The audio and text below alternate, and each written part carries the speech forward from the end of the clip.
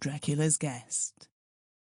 Dracula's Guest was originally written as a chapter in Bram Stoker's novel Dracula, but it was never used. It was first published in 1914, after Stoker's death. Dracula's Guest by Bram Stoker. When we started for our drive, the sun was shining brightly on Munich, and the air was full of the joyousness of early summer. Just as we were about to depart, Herr Delbrück, the maître d'hôtel of the Quatre Saisons where I was staying, came down bareheaded to the carriage, and after wishing me a pleasant drive, said to the coachman, still holding his hand on the handle of the carriage door, "Remember, you are back by nightfall. The sky looks bright, but there is a shiver in the north wind that says there may be a sudden storm. But I'm sure you will not be late." Here he smiled and added, "For you know what night it is." Johann answered with an emphatic, "Ja, mein Herr," and touching his hat, drove off quickly. When we had cleared the town, I said, after signalling to him to stop, "Tell me, Johann, what is tonight?" He crossed himself as he answered laconically, "Walpurgisnacht."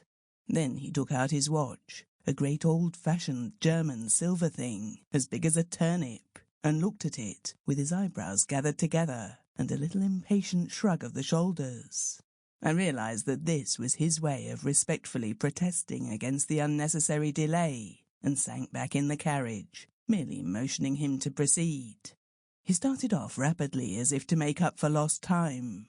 Every now and then the horses seemed to throw up their heads and sniff the air suspiciously. On such occasions I often looked round in alarm. The road was pretty bleak, for we were traversing a sort of high windswept plateau. As we drove, I saw a road that looked but little used, and which seemed to dip through a little winding valley.